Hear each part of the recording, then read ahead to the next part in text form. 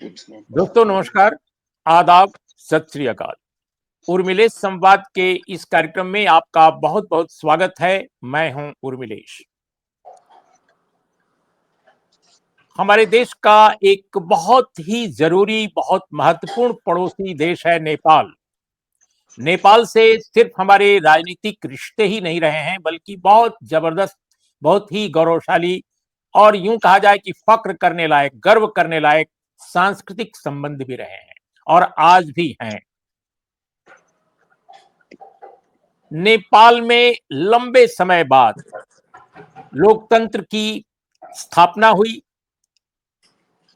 और भारत में खुशियां मनाई गई, पूरी दुनिया में खुशियां मनाई गई कि हिमालय यह देश लोकतंत्र को अपना रहा है, राजशाही से मुक्त हो रहा है, आवाम को सत्ता चलाने का अधिकार मिल रहा है।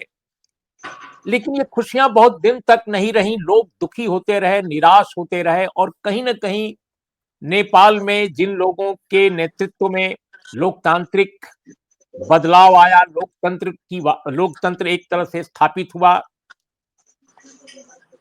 तमाम तरह के आरोप, तमाम तरह की आलोचनाओं का उनको निशाना बनाया गया। और आज भी वही स्थिति है कि सरकार लोकतांत्रिक ढंग से चुनी जा रही है, लेकिन लोकतांत्रिक ढंग से सरकार काम नहीं कर पा रही है। बहुत कम वर्षों में ही 2008 के बाद अगर देखा जाए तो जहां तक मैं समझ पा रहा हूं कि 1 दर्जन से अधिक सरकारें आई गई, संभवतः 13 या 14 सरकारें। तो ये जो सरकारों की अदला बदली, उठापटक है, कंटिन्यूटी नहीं है, स्थिरता नहीं है, उसकी वजह से निश्चित रूप से नेपाल की जनता में एक निराशा है कि लोकतंत्र को उसने चाहा, लोकतंत्र स्थापित किया, लेकिन एक कारगर, एक उपयोगी और एक तसल्ली बख्श जमहूरियत क्यों नहीं उसको मिल पा रही है? क्या कमजोरियां हैं? और इन्हीं कमजोरियों का मैं समझता हूं कि फायदा उठाकर फिर से राजतंत्र को पसंद करने वाली या राजतंत्रात्मक सत्ता को फिर से वापस करने वाली जो कुछ शक्तियां हैं, सक्रिय हो गई हैं। काफी अशांति भी पैदा हुई है, उपद्रव भी हुए हैं। तो इसी पृष्ठभूमि में हम नेपाल के 2 बहुत महत्वपूर्ण लोगों से आज बातचीत करने जा रहे हैं, ताकि नेपाल के लोग जो हमारा कार्यक्रम देख रहे हों या जो भारत में और भारत के अलावा दूसरे मुल्कों में देख रहे हों, वो ये जाने कि वाकई नेपाल में हो क्या रहा है और क्या हो सकता है। हमारे साथ इस वक्त जुड़ रहे हैं नेपाल ही नहीं बल्कि भारतीय उपमहाद्वीप के बहुत ही जाने माने पत्रकार युवराज घिमरे साहब। युवराज घिमरे का मैं परिचय दूं कि मैं इसलिए कह रहा हूं कि वो न केवल नेपाल के बल्कि इस पूरे उपमहाद्वीप के एक महत्वपूर्ण पत्रकार हैं। वो भारत में लंबे समय तक काम कर चुके हैं, इंडियन एक्सप्रेस में काम किए हैं, टेलीग्राफ में काम किए हैं और अभी वो जब मैं बात कर रहा हूं आपसे, अभी वो नेपाल के एक बहुत महत्वपूर्ण वेबसाइट है देशसंचार.com, उसके वो एडिटर हैं। युवराज घिमरे, आपका बहुत बहुत स्वागत है हमारे कार्यक्रम में। बहुत धन्यवाद उर्मिलेश जी। और दोस्तों हमारे साथ जुड़ रहे हैं विश्वेंद्र पासवान। पासवान साहब नेपाल की एक पार्टी है बहुजन शक्ति पार्टी, उसके नेता हैं और ये मेंबर ऑफ पार्लियामेंट भी रह चुके हैं। संविधान सभा जो थी, कॉन्स्टिट्यूएंट असेंबली, उसके ये मेंबर थे। किसी भी मुल्क में कॉन्स्टिट्यूएंट असेंबली का कितना महत्व होता है आप समझ सकते हैं। हमारी भी कॉन्स्टिट्यूएंट असेंबली जो भारत की थी, कितने अद्भुत किस्म के लोग, कितने प्रतिभाशाली लोग उस कॉन्स्टिट्यूएंट असेंबली के मेंबर थे। तो ये कॉन्स्टिट्यूएंट असेंबली के मेंबर होने का इनको सौभाग्य प्राप्त है और ये विज्ञान, प्रौद्योगिकी और पर्यावरण मंत्री भी रहे। विश्वेंद्र जी, आपका बहुत बहुत स्वागत है इस कार्यक्रम में। धन्यवाद। जय भीम जी, जय भीम। हम शुरुआत करते हैं पासवान साहब आप ही से।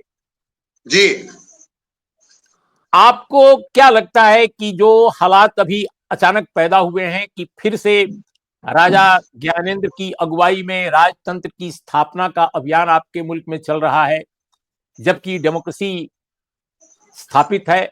ये अलग बात है कि वो लड़खड़ाती नजर आती है, निराशा लोगों से होती है, कई बार सरकारें पलट जाती हैं। तो ये क्या हो रहा है और इसके पीछे कारण क्या है?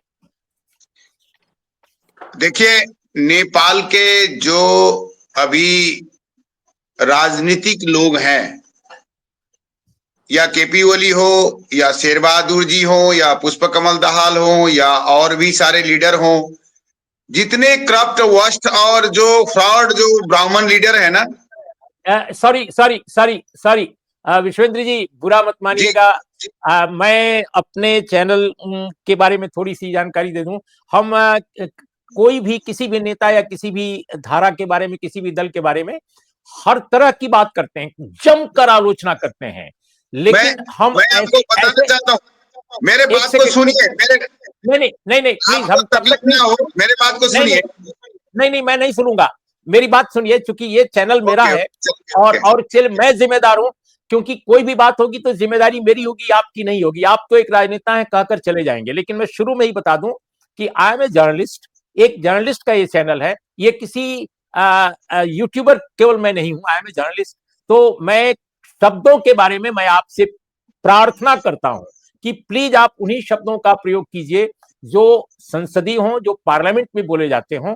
आप कोई ऐसा शब्द ना बोलिए जिससे कि हमें, आपको या उन लोगों को परेशानी हो।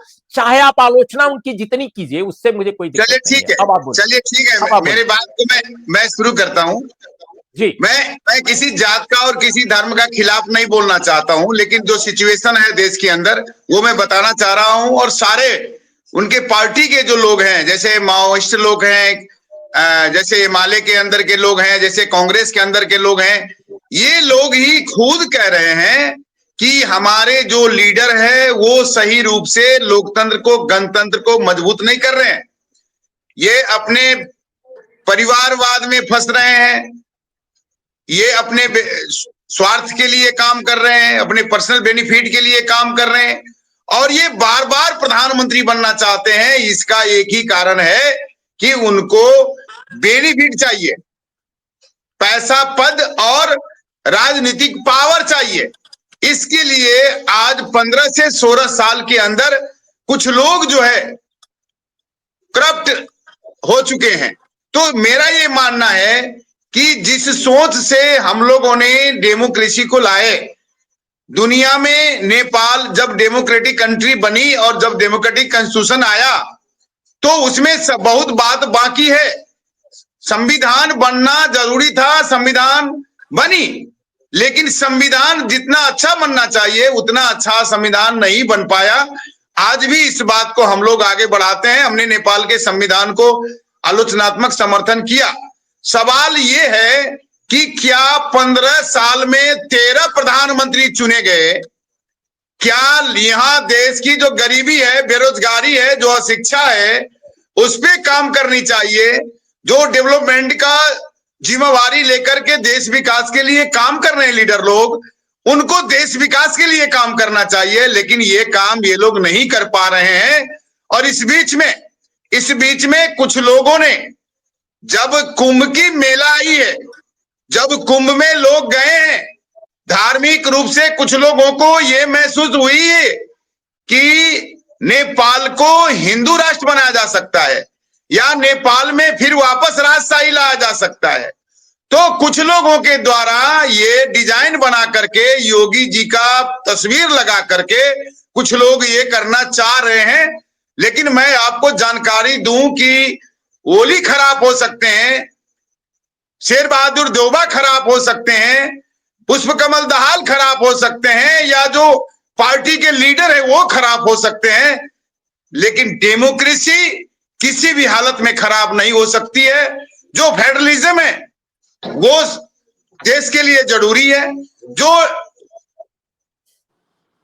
धार्मिक बात हो रही है, धर्मनिरपेक्षता, सेकुलरिज्म है, उसको मजबूत करने की जरूरी है। और कुछ दल वाले जो लोग हैं ये मजबूत करने के लिए तैयार हैं। और मुझे लगता है कि लोकतंत्र का विकल्प लोकतंत्र ही है, राजतंत्र और हिंदू राष्ट्र नहीं हो सकता है। और यदि ऐसा करते हैं तो मुझे नहीं लगता है कि जो दंगा फसाद हो रही है, जो उपद्रव मचवा रहे हैं, जो अशांति फैला रहे हैं, जो जो कार्य कर रहे हैं ज्ञानेंद्र जी, मुझे लगता है कि इनको जो उस्काया गया है, इनको उस्काहट में लाया गया है। और अभी जो लीडर लोग थोड़ा जनता के बीच में लोकप्रिय नहीं है, थोड़ा कम हो चुका है, उनके प्रति जो लोकप्रियता है वो कम हो चुकी है। तो किसी व्यक्ति का, लीडरों का लोकप्रियता कम होने का मतलब ये नहीं होता कि वो राजशाही आ जाए और ज्ञानेंद्र शाह आ जाए, मुझे ऐसा नहीं लगता। लेकिन यदि इस बात को ये मानने के लिए तैयार नहीं है, तो मुझे लगता है कि जिनको नेपाल को राजा देखना चाहते हैं ज्ञानेंद्र को, या नेपाल को हिंदू राष्ट्र बनाना चाहते हैं, तो वो लोग जैसे नेपाल से पत्थर ले गए राम के नाम से, तो हम लोग ज्ञानेंद्र को देने के लिए तैयार हैं। आप ले जाए, जिस देश में राजा बनाना चाहें या हिंदू सम्राट बनाना चाहें आप बना लें। नेपाल के जनताओं को ये मंजूर नहीं है, पहली बात मुझे मंजूर नहीं है, और नेपाल के लाखों लाख लोगों को मंजूर नहीं है। जी भूषेंद्र जी, मैं आपके पास फिर आऊंगा, अभी आपके पास मैं पुनः आऊंगा। अभी मैं युवराज से मैं और कुछ एक बात कर लूं, फिर आपके पास जरूर विजय। युवराज जी, जो विश्वेंद्र जी ने कहा उसमें एक बात बहुत महत्वपूर्ण है कि नेपाल को लोकतंत्र अगर बुरा भी है, खराब स्थिति में है, लड़खड़ाता लोकतंत्र है, कमजोर है, तो लोकतंत्र ही चाहिए। एक उनका कहना है कि बुरे लोकतंत्र के बजाय अच्छे लोकतंत्र की जरूरत है, राजतंत्र की या हिंदू राष्ट्र की जरूरत नहीं है। एक जर्नलिस्ट के तौर पे जो इस वक्त जद्दोजहद है, एक विकलांग या लड़खड़ाते हुए लोकतंत्र बनाम एक राजतंत्रात्मक हिंदू राष्ट्र की चाहत कुछ लोगों में जो है, इस जद्दोजहद को आप कैसे देख रहे हैं और क्या फ्यूचर आप अनुमान लगा रहे हैं? जी, विश्वेंद्र जी ने बताया वो कॉन्स्टिट्यूएंट असेंबली के मेंबर थे जिनको ये कॉन्स्टिट्यूशन लिखने का सौभाग्य मिला था। ये मुझे लगता है कि ये हम लोग रिटोरिक के तौर पर हम लोग शुरू से, मतलब ये हमेशा बोला जाता है कि लोकतंत्र का विकल्प सुदृढ़ लोकतंत्र है या गणतंत्र का विकल्प सुदृढ़ गणतंत्र है, ये रिटोरिक के तरफ है। अनफॉर्चुनेटली नेपाल के केस में दो तीन चीज हमको देखना पड़ेगा यहाँ का। विगत 7 दशक में 7 कॉन्स्टिट्यूशन यहाँ फेल हो गए हैं। फेल मतलब हमारे लीडर्स लोग इतना महान है कि वो अपना फेलियर नहीं मानते हैं, उनका फेलियर को वो कॉन्स्टिट्यूशन का फेलियर और व्यवस्था का फेलियर मानते हैं। ये नैरेटिव नेपाल में स्टैब्लिश हो गया है। इसलिए जो अभी विश्वेंद्र जी ने एक बहुत अच्छा ही दिया था, विगत 18 साल पॉलिटिकल चेंज में 13 प्राइम मिनिस्टर हो गए हैं। 13 में 3 पार्टी के 12 लोग हैं, एक चीफ जस्टिस भी बने हैं। नेपाल में वो जो डेमोक्रेसी का एक बेसिक प्रिंसिपल होता है, principle of separation of power, उसके वायलेशन में सिटिंग चीफ जस्टिस को प्राइम मिनिस्टर बनाया गया है। कोएलिशन किसके साथ? 4 पार्टीज के साथ, 4 बड़े पार्टीज के साथ कोएलिशन चीफ। इसलिए वो यहाँ इंडिपेंडेंट, हमारे डेमोक्रेटिक पार्टी प्रैक्टिस में इंडिपेंडेंट जुडिशरी भी खत्म हो गए। जुडिशरी में पॉलिटिकल पार्टीज के कैडर को हैंडपिक कर रहे हैं। और सबसे बड़ा ये नौबत आना ही था, क्योंकि जो कॉन्स्टिट्यूएंट असेंबली कॉन्स्टिट्यूशन बनाने की प्रोसेस या प्रोसेसलेसनेस में था, कभी भी एक भी प्रोविजन, 308 आर्टिकल है कॉन्स्टिट्यूशन में, एक भी आर्टिकल में डिबेट नहीं हुआ, एक भी मूवमेंट, एक भी आर्टिकल में अमेंडमेंट मूव नहीं किया गया। इतना परफेक्ट कॉन्स्टिट्यूशन तो नहीं था। हमने पीपल 2006 में पीपल को सोवरेन डिक्लेयर किया गया है। वो किंग ज्ञानेंद्र का लास्ट स्पीच था एज किंग, जिन्होंने ये कंसीड किया था कि पीपल सोवरेनिटी का सोर्स पीपल है। लेकिन 8 लीडर्स और फॉरेन एजेंसीज, डोनर्स मिलके कॉन्स्टिट्यूशन बनाया है। इसलिए नेपाली जनता का कोई वास्ता नहीं है, इस कॉन्स्टिट्यूशन की ओनरशिप नहीं है। देखिए, हम लोगों का उस समय भी कहना था, अगर नेपाल इंडियन प्रैक्टिस से कोई एक चीज सीख सकता है तो वहाँ के कॉन्स्टिट्यूएंट असेंबली का जो प्रैक्टिस था और जो इंडिपेंडेंट इंडिया की लाइफ में आने वाले इमेजिनरी प्रॉब्लम्स है, उन प्रॉब्लम्स के बारे में खुलकर डिबेट हुआ। 1 2 नेहरू बहुत सारे कांग्रेस के अंदर के जो जिनको राइटिस्ट बोलते हैं उन लीडर्स को पसंद नहीं करते थे, लेकिन उन लीडर्स के केवल उन लोगों को तो शामिल किया ही उन्होंने इंटरिम गवर्नमेंट में, उसके श्यामा प्रसाद मुखर्जी जैसे लोगों को भी साथ लेकर उन्होंने कॉन्स्टिट्यूशन बनाया है। नेपाल में जब 2006 का चेंज हुआ, वो इंटरिम कॉन्स्टिट्यूशन केवल 8 पार्टी का हो गया। पुराने सत्ता जो जिसमें राजशाही भी हो सकता है, क्योंकि रूलर्स तो वो थे, उन लोगों को और ट्रेडिशनल फोर्सेस को टोटली एक्सक्लूड किया पॉलिटिकल प्रोसेस में और पीस प्रोसेस में भी। मान लीजिए अगर साउथ अफ्रीका में नेल्सन मंडेला ये बोलते कि हम इंटरिम गवर्नमेंट में दूसरा साइड को अपार्थाइड लोगों को नहीं रखते हैं, उनके वो कॉन्स्टिट्यूशन नहीं बनता, पीस प्रोसेस आगे नहीं चलता। ये गलतियां एक के बाद दूसरा नेपाल में ये गलतियां हुई, इसलिए आज तक ट्रांजिशनल जस्टिस भी कंप्लीट नहीं हुआ, पीस प्रोसेस भी कंप्लीट नहीं हुआ, पॉलिटिकल प्रोसेस उसके साथ जुड़ा हुआ है, इसको लेजिटिमेसी नहीं मिल रहा है, लेजिटिमेसी आज तक नहीं मिला है। और 8 लीडर्स ये बोल रहे हैं कि हम जो चाहते हैं वही डेमोक्रेसी है। ठीक है, सैद्धांतिक लोग में सैद्धांतिक हिसाब से हम डिबेट कर सकते हैं, रिपब्लिक अच्छा है, मोनार्की अच्छा है, या यूके जैसा सिस्टम अच्छा है, लेकिन व्यवहार में तो लोग देखेंगे गवर्नमेंट का डिलीवरी देखेंगे जो उन्होंने प्लेस किया है। और इसके साथ साथ वो तो पीस प्रोसेस और डेमोक्रेटिक सेटअप तो आगे नहीं बढ़ा, इन लोगों ने सारा पार्टी कंट्रोल में लाया, जुडिशरी वगैरह। तीसरा सबसे बड़ा बात है नेपाल में अभी जो पीपुल्स अपराइजिंग केवल मोनार्की के लिए नहीं है, उसमें एंटी करप्शन मूवमेंट जबरदस्त है, क्योंकि अभी कोई ऐसा लीडर नहीं, 13 जो प्राइम मिनिस्टर है लास्ट 10 साल में तो 3 लोग रोटेट कर रहे हैं, प्रचंड, देउबा और ओली, केवल 3 रोटेट कर रहे हैं। उससे पहले चीफ जस्टिस छोड़कर उनके ही पार्टी के और लोग रोटेट कर रहे थे। और corruption, if there is one thing transparent in Nepal governance and political system, ये करप्शन है, इतना ट्रांसपेरेंट है। इसलिए लोगों का वो रिजेंटमेंट में अब वो क्या किस तरफ जाएंगे ये बहुत जरूरी होता है, क्योंकि हम पीपुल का जो स्कैटर्ड रिस्पॉन्स है उसको कंट्रोल नहीं कर सकते हैं। अगर उसको चैनलाइज नहीं कर सकते तो बहुत एक्सप्लोसिव सिचुएशन आ सकता है। जी, एक और छोटा सवाल फिर मैं विश्वेंद्र जी के पास जाऊंगा कि अभी आपने देखा कि जो राष्ट्रीय जो प्रजातांत्रिक पार्टी है जिसके 14 मेंबर ऑफ पार्लियामेंट भी हैं, ये आरोप लग रहा है कि इस पार्टी की तरफ से राजशाही लाने की भरपूर कोशिश की जा रही है और जो अशांति पैदा हो रही है उसके पीछे ये पार्टी है, या इसके समर्थक हैं, या ऐसे लोग हैं जो राजा ज्ञानेंद्र जो पहले थे भूतपूर्व राजा उनके समर्थक हैं या उनके बहुत नजदीकी लोग हैं।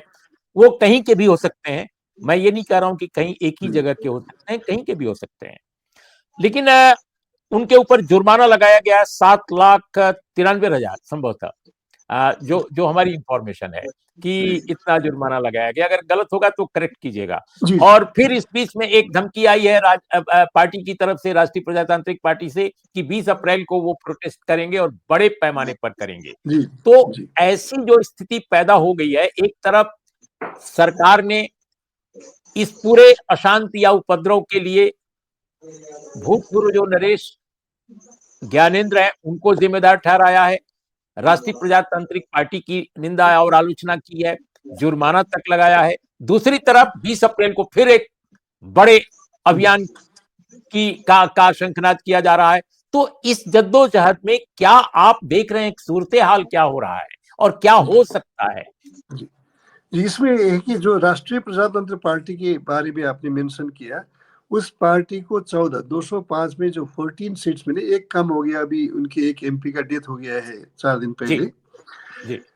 वो इसी एजेंडा को लेकर पीपल के पास गए थे कि हम कॉन्स्टिट्यूशनल मोनार्की को रिस्टोर करेंगे अंडर मल्टी पार्टी सिस्टम। ये इस डिमांड के साथ पीपल का वो मैंडेट मिला उस एजेंडा में। और इन्होंने आंदोलन भी गए, इनका सीरीज ऑफ प्रोग्राम्स हैं कि हम मोनार्की रिस्टोर करने के लिए, क्योंकि नेपाल एक डाइवर्स सोसाइटी है, diverse ethnic group, diverse faith है, यूनिटी। क्योंकि पहले जो मतलब इसमें पार्टी से वो कोई किसी पार्टी से बना हुआ कोई इंस्टीट्यूशन नहीं रहना चाहिए उनका ये। और जहां तक वो जो जुर्माना की बात है, काठमांडू मेट्रोपॉलिटन काउंसिल, काठमांडू के मेयर ने पर्सनली ये एक मैसेज भेजा कि 7 लाख जो कि उस आंदोलन 28 मार्च के दिन जो आंदोलन हुआ था उसमें बहुत सारे government property, public property damage हुआ है। इसलिए हालांकि उसमें डिस्प्यूट ये है और हम ये मानते हैं कि ज्ञानेंद्र का उसमें पर्सनल इन्वॉल्वमेंट नहीं, उनके लिए है, मोनार्की के लिए है। उसका जो प्रोग्राम जिन्होंने किया था, प्रोटेस्ट किया था, उन्होंने बाकायदा एडमिनिस्ट्रेशन से परमिशन लिया है, इसलिए ऑर्गेनाइजर्स को जाना चाहिए। पहले भी जब मार्च 9 को ज्ञानेंद्र वहां से आए थे, पोखरा से, उनका स्वागत हुआ था, 1 लाख जुर्माना किया था, उस पर ऑर्गेनाइजर्स ने लिया था, इसलिए वो वेंडेटा। इसमें दूसरा उसमें सबसे बड़ा चीज ये है कि केपी ओली कि गवर्नमेंट ने बहुत ही रिप्रेसिव मेजर्स लिया उसको ये करने के लिए। यहाँ तक कि जो स्टेज में लीडर्स लोग स्टेज था उसमें इन्होंने टीयर गैस सेल, 87 साल के लोग, 85 साल के, tear gas shell without any provocation. और अभी प्रेशर पड़ रहा है कि वो जुडिशियल इंक्वायरी, गवर्नमेंट ने कंसील किया कि वहाँ बुलेट भी फायर किए गए हैं। अब ये सामने आया कि फैक्ट बाहर आ गया कि घातक हथियार प्रयोग हुए, वहाँ 2 लोग मारे गए हैं जिसमें एक जर्नलिस्ट भी है। और जी, तो ओली ने पार्लियामेंट से यूनिलैटरली डिक्लेयर कर दिया कि इसमें फॉर्मर किंग गिल्टी है, हम उनको सजाए करेंगे। हालांकि कल उनका टोन थोड़ा चेंज हुआ है, जुडिशियल इंक्वायरी हो भी सकता है, नहीं भी हो सकता है, but it will be fair inquiry.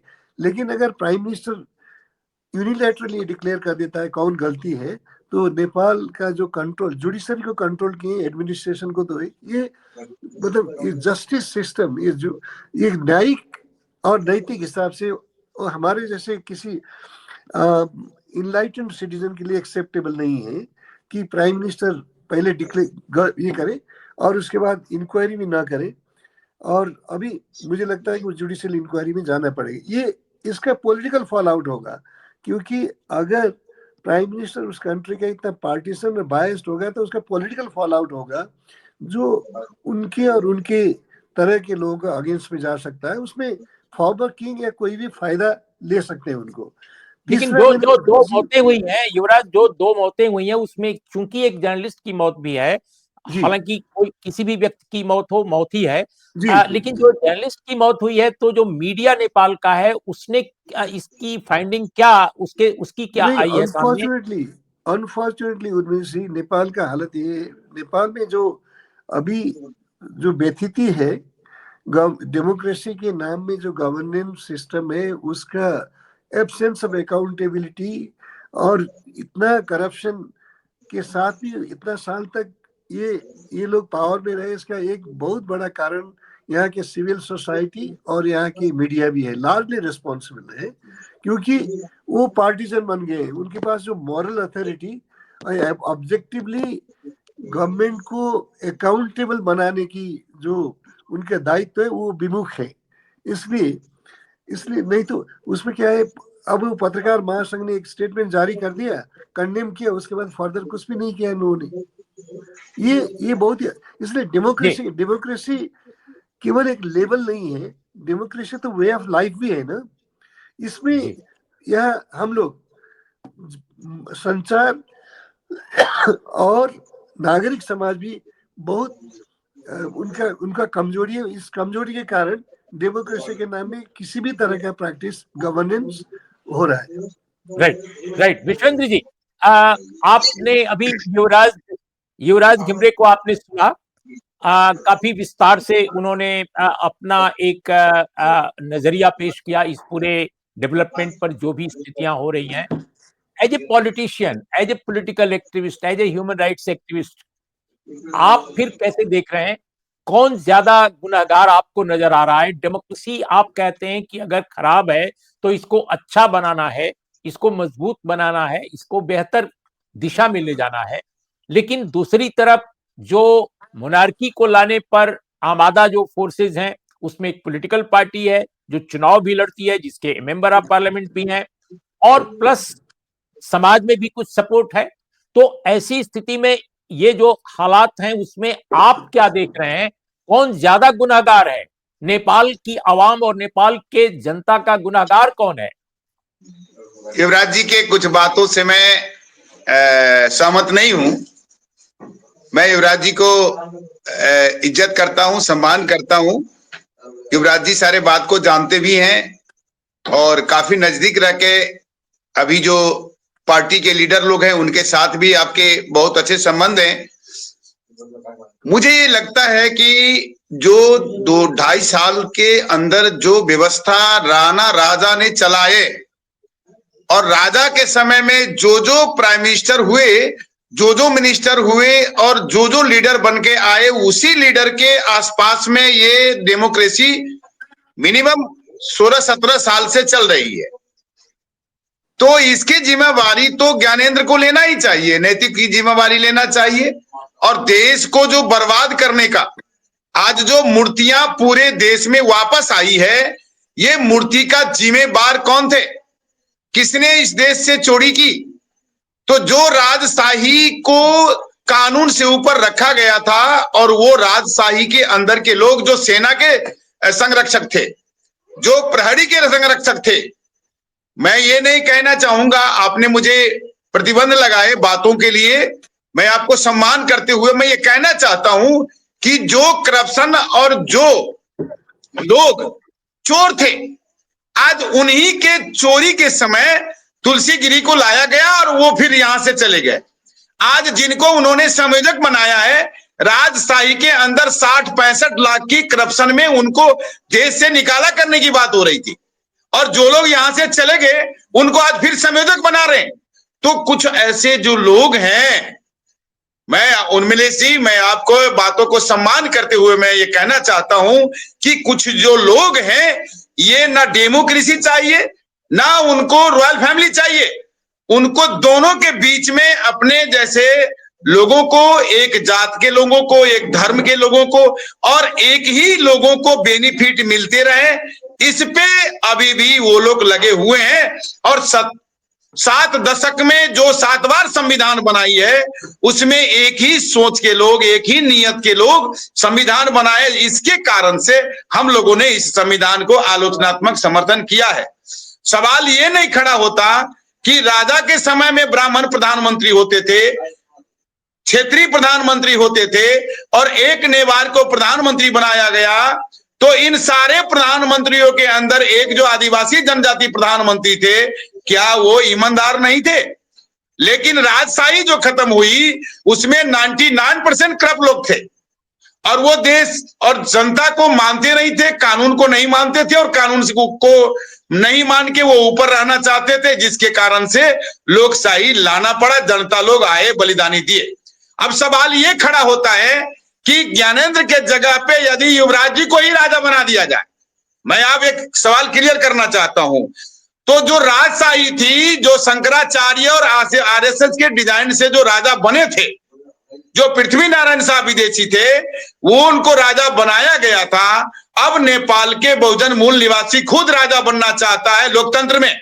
तो ये जी लोकतंत्र को मजबूत करके, यहाँ के आदिवासी 37% है, यहाँ के ओबीसी, सुन लीजिए पहले, यहाँ के ओबीसी सारे 22% है, एससी एसटी मिलाकर के 19% है और जनरल कैटेगरी टोटल मिलाकर के अभी जो खस है, वो खस के अंदर जो मस्टो मानने वाले खस है, वो इनके साथ नहीं रहना चाहते।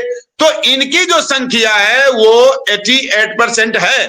तो 88% के लोगों को आप लोकतंत्र में आप इज्जत नहीं देंगे, आप सम्मान नहीं देंगे, आप लोकतांत्रिक हक अधिकार नहीं देंगे, जुडिशरी में आप जो फैले हुए लोग हैं उन्हीं को भर्ती कर देंगे। और राज्य को जो है, जैसे डाइवर्सिटी कंट्री है, मिक्स कम्युनिटी है, हमारा जो कम्युनिकेशन है कम्युनिटी का, ये मिक्स है। ये किसी गांव में सोशल जो सिचुएशन है, किसी गांव में एक ही जात का वर्चस्व नहीं है, सभी जात के लोग हम लोग मिलके रहते हैं, सभी धर्म के लोग मिलके रहते हैं। तो इसकी जो बेनिफिट होनी चाहिए जनताओं को लोकतंत्र में, ये लोकतांत्रिक बेनिफिट नहीं हुआ। यार डेमोक्रेटिक जो सिस्टम है उसको गवर्नमेंट फॉलो नहीं करते हैं। इसका कारण क्या है कि जो मनु विधान के द्वारा जो कानून बनाया गया था, लोग तो कम्युनिस्ट हैं लेकिन चरित्र कम्युनिस्ट का नहीं है। ये लोग पुराने लोग हैं लेकिन ये मानसिकता इनकी पुरानी नहीं गई है।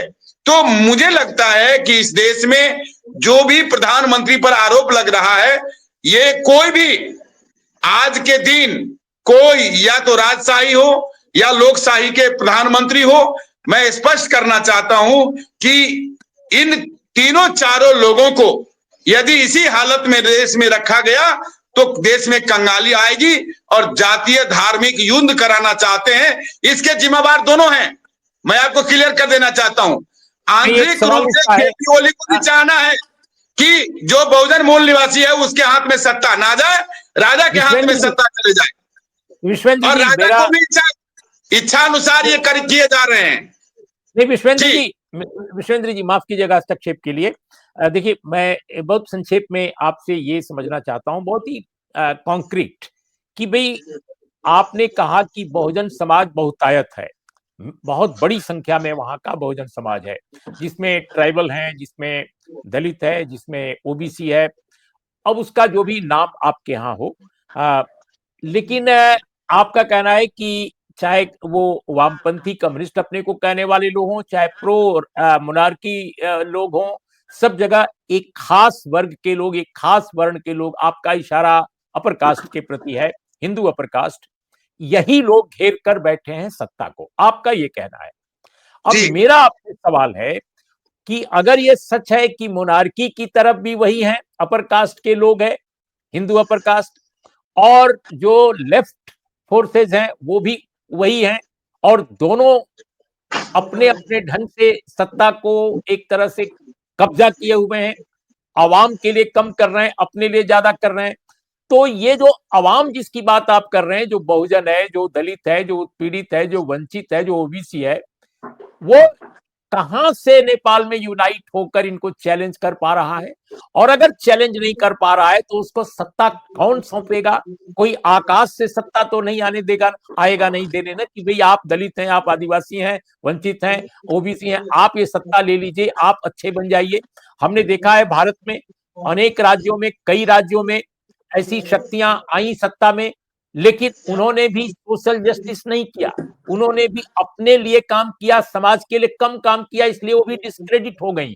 तो नेपाल में मेरा सवाल है कि जो वंचित समाज है, बहुजन समाज है, उसको किसने रोका है कि वो सत्ता में न आए और अच्छा शासन न चलाए?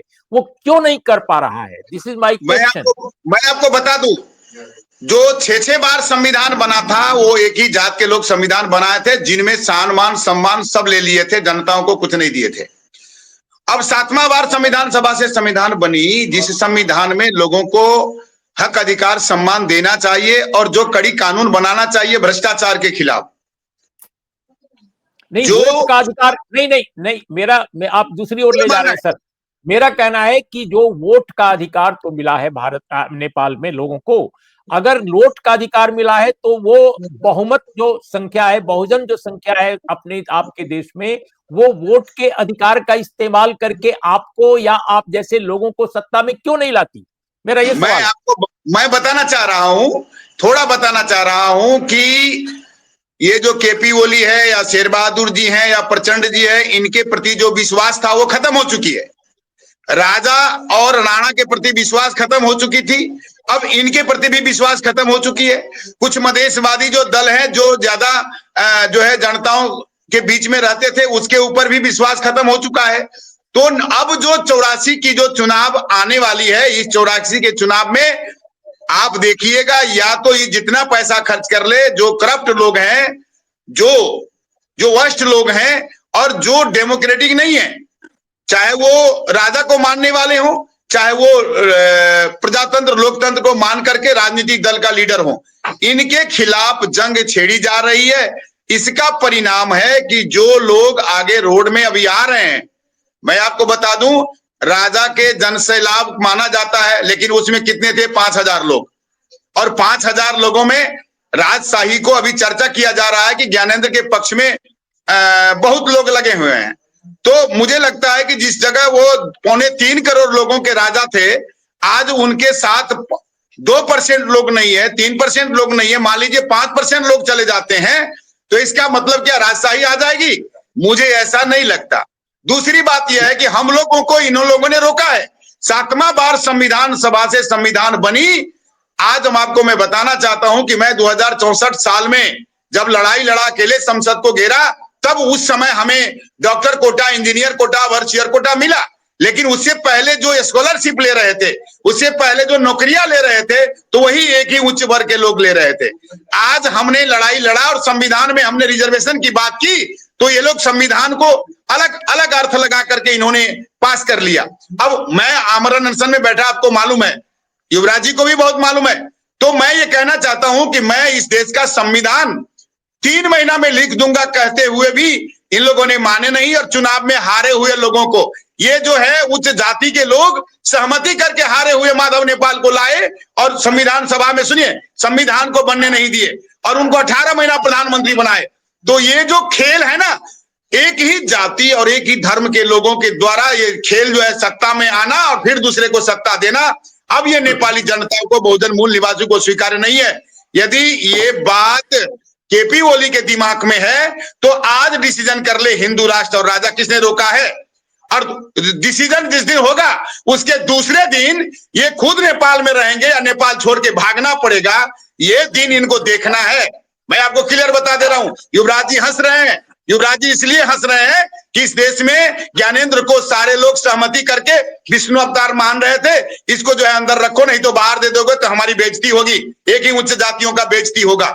इसके कारण से ज्ञानेंद्र को रखा गया। हमारी जो विद्रोह है, सुनिए, हमारी जो विद्रोह है, हम लोकतंत्र के लिए हमारी विद्रोह है, हमारा विद्रोह ये नहीं है। जी कह रहे हैं युवराज जी, सुन लीजिए जरा। विश्वेंद्र जी, मैं बात सुनूंगा। नहीं, मैं 2 चीज बोलना चाहता हूँ। आप कॉन्स्टिट्यूएंट असेंबली के मेंबर थे। मेरा आर्गुमेंट शुरू में भी ये था कि वहां पर्याप्त बहस नहीं हुआ। आपको भी तो फेमस सीन याद है जब वहां आर्गुमेंट की ज्यादा कुर्सी लेके आप चल रहे थे ना। हम चाहते थे आर्गुमेंट सभी तरह का। मैं शुरू में ही बोला कि इंडियन कॉन्स्टिट्यूएंट असेंबली में जो जैसा कल्चर, पॉलिटिकल कल्चर एडॉप्ट हुआ था, वो नेपाल अगर एडॉप्ट करता बहुत ही अच्छा था। इसलिए वो सीन याद है, हमने भूला नहीं, आपने नहीं भूला है। आपको कुर्सी लेके लोगों को मारने के लिए दौड़ रहे थे, वो बहस की जगह फोरम था एक। दूसरा, मैं केवल एक करेक्ट करना चाहता हूँ, किसी भी राज्य का इवोल्यूशन अनेक हिस्टोरिकल कॉन्टेक्स्ट में होता है। पृथ्वी नारायण शाह के बारे में बोला कि आपने आरएसएस 1925 में आरएसएस बना है, पृथ्वी नारायण शाह का 1768-69 के। इसलिए थोड़ा हम लोग फैक्ट्स पर, मैं केवल इतना ही बोल रहा हूँ। आपका जो सेंटिमेंट है, आपका जो पॉलिटिकल फेथ है, उसमें मेरा कोई डिसएग्रीमेंट नहीं है। मेरा केवल कहना इतना ही है कि आप लोग कॉन्स्टिट्यूएंट असेंबली के मेंबर थे, आप लोगों ने डिबेट नहीं किया, एक भी अमेंडमेंट मूव नहीं हुआ।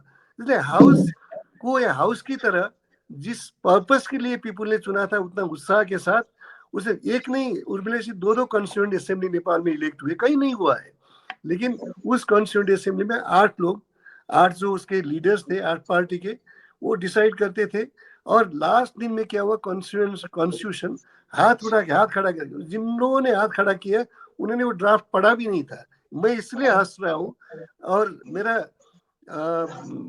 शुरू से ये मान्यता रहा है कि इस तरह कहीं भी इस तरह के कॉन्स्टिट्यूशन का आयु लंबा नहीं होता है। जितना भी प्रोग्रेसिव हो, जितना भी आप उस तरह के वहां ये इंसर्ट करें, आपके पार्टिसिपेशन नहीं था, मेंबर्स के पार्टिसिपेशन नहीं था। आपको केवल एक व्हीप के तहत, जबकि उर्मिला सिंह यहाँ प्रोविजन नहीं था कि कॉन्स्टिट्यूएंट असेंबली में व्हीप जारी नहीं होगा। व्हीप जारी कर दिया और उन्होंने हाथ खड़ा करके पारित कर दिया। उसमें क्या है, आज तक न संहिता के बारे में क्लैरिटी है, सेंट्रल लिस्ट में क्या है पता नहीं है। युवराज जी, व्हीप क्या बात तो छोड़ दीजिए, कंसाइन वोट राइट भी नहीं था। एग्जैक्टली, तो असेंबली को कंसाइन वोट राइट। इसलिए अच्छा, युवराज, मैं जो बोल रहा हूँ शुरू से जी, उसमें आपको उस विषय में आपको विरोध करना चाहिए ना। जी जी, मैंने तो पूरे विरोध किया। पूरे 8 साल में आपने देखा कि मुझे बोलने भी नहीं दिया जा रहा था और किसी को सुनता भी नहीं था। और मैं आपको बता देना चाहता हूं, आपकी बातों से मैं सहमत होते हुए, सुनिए, ये डिबेट होनी चाहिए थी, सवाल वो नहीं है। सवाल ये खड़ा होता है कि जो मानसिकता से संविधान सभा में लोगों को सुझाव लिया गया और टोकरी में फेंक दिया गया, और जो कुछ बातें थी जी विश्वेंद्र जी, आई एम सॉरी टू से, हम अतीत पे जा रहे हैं केवल। हम आज जो नेपाल जिस स्थिति में है, जिस क्रॉस रोड पर है, जिस चौराहे पर खड़ा है, एक तरफ एक खराब डेमोक्रेसी आप कह सकते हैं, एक तरफ है, दूसरी तरफ एक मोनार्की है, एक राजतंत्र है, एक हिंदू राष्ट्र वाला राजतंत्र है, दूसरी तरफ वो विकल्प दिखाई दे रहा है। नेपाल में आपके हिसाब से बिल्कुल एक लाइन में बताइए आखिरी, एक तरफ खराब लोकतंत्र जिसे लोकतांत्रिक बना सकते हैं आप, और दूसरी तरफ एक हिंदू राष्ट्र का राजतंत्र, ये एक विकल्प है। आप किधर खड़े हैं, जल्दी बोलिए और इसके बाद हम कार्यक्रम का समापन करें। एक लाइन में मैं कहना चाहता हूं, मैं युवराज जी के कुछ बातों से मैं सम्मान पूर्वक मैं खड़ा हो सकता हूं, लेकिन मेरा यह कहना है कि लोकतंत्र खराब नहीं है, देश को बचाने की भी जरूरी नहीं है, देश के जो करप्ट लोग हैं उनसे बचाने की जरूरी है, और हिंदू राष्ट्र और राजा को कोई जरूरी नहीं है। और मैं इस बात को मानता हूं कि इस देश का संविधान 2 महीना में, 3 महीना में पुनर्लेखन भी हो सकता है, और 2 महीना के अंदर जो है 3rd 4th अमेंडमेंट भी हो सकती है। मैं गवर्नमेंट से ये कहना चाहूंगा कि आपने जो गलतियां की हैं, आम रूप से जनता के बीच में माफी मांगनी चाहिए, और नैतिक रूप से अभी लोकतंत्र को 15 शिशु प्रजातंत्र के नाम से जो लोकतंत्र आई है उसको गला दबोचने लगे हैं। आपको नैतिक रूप से माफी मांग करके या तो इस देश को छोड़ के चले जाना चाहिए, नहीं तो आप नागरिक बन गए हैं। आप ज्ञानेंद्र शाह यदि किसी का नागरिक बन चुका है किसी जिला का, तो नागरिक जो है हक अधिकार सम्मान लेने के लिए उनको ये नियम कानून को पालन करके चलना चाहिए। यदि वो इस देश के कानून को नहीं मानते हैं तो उनको कड़ी से कड़ी सजा होना चाहिए। विजेंद्र जी, आपका एक वाक्य कब का पूरा हो गया। अब हम इस कार्यक्रम का समापन करते हैं। 40 मिनट से ऊपर हो चुका है हमारे कार्यक्रम को, हम फिर आगे आप लोगों से चर्चा करेंगे। बहुत बहुत धन्यवाद, शुक्रिया युवराज गिमरे, विश्वेंद्र पासवान, आप दोनों लोगों का विचार उत्तेजक चर्चा के लिए। नमस्कार, आदाब, सत श्री अकाल।